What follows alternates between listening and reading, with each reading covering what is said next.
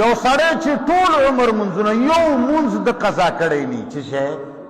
یو مونځ یې قضا کړی نی خو چې د ده په خپل کور کې بهر پرېږده بهر چاله سترګو اړول ګرانه خبره ده دا د سړی بهر سرې سترګې نشي ګرځېدی خو چې کور کې دننه دی سرې سترګې ګرځېده او ښځه او بچي یا انګیان دي د ده د بعضې عادتونو نه تنګې وي دی به جنت په سترګو ونه منځونه به سر ته ورته کېږي او چې کومه دا خبره کوي چې په ورځ د قیامت به ولې حساب د مانځه کېږي چې په طبخي کې نه دی دا خبره نشي ثابته دا هیڅ قرآن کې نه ده لیکلې دا مولایانو صرف د دې دپاره چې یهود و نصوارا هغو مونځ ریکمینډ کړی دی چې مونځ از ا ویری ګډ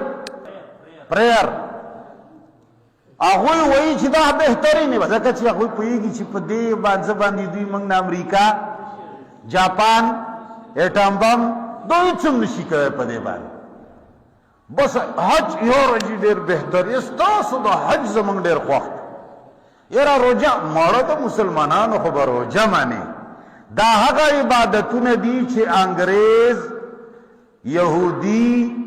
تمامې دنیا چې د مسلمانانو دشمنان دي هغوی موږ ته خوښ کړي دي چې دا بالکل کوی د دې دپاره کھلی ازاده چوټي ده کم ځای کې چې تاسو مونځ کوی تاسو ته جي اویلیبل چې نمازونه دله جاپان جوړ کړي کافرې دله جوړوي سرو زرو جوبرې دي که څه دي چې هغه د شیخ زاید په جومات کې هم راځوړند دی هغه پانوس دا هم دله جاپان او چین جوړ کړي چې د سرو زرو پکې ولګوئ خو یهودو کې د شپږو کالو هلک ته د ټوپک او د اسلحې ټریننګ ورکوي لیدلی دی وړه وړه ماشومان دي اول د پیستول نه ورته تجربه شروع کوي په ایران کې د ښځو خپل ټریننګ دی ایران سره که د چا جګړه شوه د ایران ښځې دومره ټرین دي چې ستا تبلیغیان به په منډو ستړي د ځان سره ولیکه دا وخت را روان دی زه به یا یم یا به نه د یهودو مشوم او ښځه ټرین ده مسلمان ته یې ویلي دي چې دا کار دی چې کولو دا دهشتګردي ده یعنی چې کله په تا باندې زه درځم چې ته بالکل سوچه تبلیغي په شان په هېڅ شي نه پوهېږي په خبره پوهېږي موږ هغوی وایي موږ ته دغسې مسلمان پکار دی چینه کې چې کم مسلمانان دي چینه کې چې کم مسلمانانو چیانګ چیانګ دی که چی شي صوبای چې ده لاړ شه په ټول چینه کې د مسلمانانو په صوبه کې به چاړه ونه ګوري هغوی ته که تا خیال کړي هغه دا تاولو والا د ټماټرو کټولو مشین نه م لیدلي دا یې جوړ کړي دا یې دې له جوړ کړي دي چې که دوی له موږ یعنې هغه یې دومره تنګ کړي دي که هغوی سره چاړه م ورسره یې کیدی شي هغوی جنګ وکړي هېڅ شی هلته نه پرېږدي خو په مانځه پابندي هلته هم نشته او ته پته ده چې دا یو داسې بخملي عبادت دی چې په دقه مانځه باندې مسلمانانو 1400 کاله حکومتونه بایللي دي 1400 کاله چې څومره انګریز په تا حکومت کړی دی په تا یې د مانځه روژې حج زکات دا یو 4-5 عبادتونه دي چې ته ورته ارکان اسلام دغو 5 برکته یې در باندې حکومت کړی افغانستان نه چې روس وشړلو په مونځ روژې حج و زکات یې وشړلو د افغانستان نه چې انګریز وشړلو دا 10 ملکونه اقوام متحده چې وشړل په مانځه حج روژې زکات یې وشړل عمر فاروق عثمان علی ابوبکر چې دغه لوی لوی هزارها مربع میل باندې حکومت وکړ ولې دی په مانځه او په روژې او په حج وکړ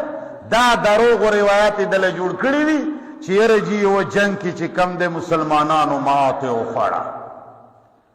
او سوچ یې وکړ هوښیاران یې کېنول چې دا ماتې موږ وایي چې او یاره یو سنت موږ نه پاتې دی څه چل دی مسواک پاتې دی وی ټولو مسواکونه راواغوستل چې شروع یې وکړه وی چې انګریزانو وی چې هلکه مسلمانان سوالونه راغوستي دي غاښونه تېره کوي قاسم دی حمله کوي وی وطن یې ورته پرېښ د مسواک قدر یې په دې زیات دا وایي د 200 بیماریو علاج دی پکې انا لله و انا الیه. د مسلمانانو چې څومره غټ دروغ دوی پر رسول الله ورتړلی دي، دا یهودو نصارا چې ایمان نه راوړي دا ستا د مولا د دروغو د وجې. هغه وایي چې دا خو ټول دروغ وایي. نو ستا د اسلام کې چې دا خلق د اسلام نه متنافر دی، هغه وایي چې سوا د منځه او د روژې نه وي دا خو چې جومات نه بار راوځي سوچه سپي دي. غلا ته کوې، دوکه ته کوې، دروغ ته کوې. په خبره پوهېږي؟ یو ځل میلې له تلی وم، یو هلک لګیا و، وی چې کلایي ده کلایي ده کلایي ده، لوټې ته به یې داسې اور ورته کړه، لکه لوټې باندې به یې تېر کړو. مونږ ډېره غریبانه وه، نو مونږ کره لوټې شلېدلې وې. ما وی چې والا چې بهترینه کلایي ده، وړوکی غونې هلک و، د نه سړي بچی. ما ورته وویل چې هلکه دا یوه هغه په څو درسې ټکلی غونې وې، بس چې په هر څه وې یوه یا دوی مې ترې راواغستې او بس ښکلې ټکلی وې و، هغه پسې ورپسې کوله. لوټه به جوړېده چې کور ته مې یوړې چې لوټه مې ورته لمده نه ګرمه کړه او چې پکې مې خو د پلاستیک غوې ده ټکۍ وې بره یې پې باندې کلایي لګولې. د سره کلایي ونه، کلایي خو پېژنې چې په لوټې ویلي، سره ونه پلاستیک ور باندې خرڅ کړی و. 2 نمبر شی ته خرڅئ. چینه کې د چینه خلق وایي، د چینه خلق مسلمانه نور به څومره ذلیل کېږي، دا خود ساخته عبادتونو د برکت. چینه کې د هغې علاقې خلق وایي چې مسلمانان راشي او موږ له چشمې راوړي. چیرې جي دا چشمه چې کومه ده په پاکستان کې ډېره نن سبا مشهوره ده. مثال در کوم، او دا تقریبا په 200 روپے باندې جوړه خرڅیږي. ته مهرباني وکړه موږ ته دغسې چشمه جوړه کا، خو میټیریل پکې دومره کمزوری ولګوه چې هغه موږ ته په 50 روپے پرېوځي، موږ به په 200 خرڅو، نو لہذا 1.5 روپے به ګټو. موږ ورته ووایو چې هلکه نو دا خو به چشمه نه شي، هسې ګپ پسې وایي بس دقسې شی جوړ کړه، ته یې څه کوې؟ همدارنګې به چوله راوړي، اعلی چوله به راوړي چې دا په پاکستان کې مشهوره ده، خو ته دا داسې جوړه کړه چې شکل یې همدا وي، لیبل پې همدا وي، خو میټیریل پکې کم کړه چې ګټه پکې زیاته شي. چې موږ ورته وایو چې دا خو به بیا هېڅ شی نه وي، چې ته یې څه کوې جوړ یې. نو مسلمانان دې له وایي راځي، خو چې کله د روټۍ ټایم شي داسې به موږ لاړ شي. موږ ورته وایو چې نه نه نه غیر مسلم سره روټۍ نه ده جایز، چې موږ ورته وایو چې په ما 2 نمبر جوړولو جایز دی. دا 2 نمبر شیان چې را باندې جوړوي په خپلو مسلمانانو یې خرڅوي، دا جایز دی او ما سره روټۍ نه ده جایزه. مسلمانه ته یې په دغو خبرو غولولی، تا ته یې ویلي دي چې نه کوئی پرابلم نه یې، خو روټۍ ورسره مه خوره. ما نه خلک پوښتنه کوي یاره چې د شیعهګانو سره، عیسایانو سره، یهودو سره، هندوانو سره روټۍ جایزه ده؟ زه ورته وایم چې بلکل جایز ده، دې کې څه خبره، خو دروغ ورسره ویل نه دي جایز، دوکه ورسره نه ده جایزه او هغه ته کوې. بس خو څه به زه دې ملک ته هسې زړه مې شین که زړه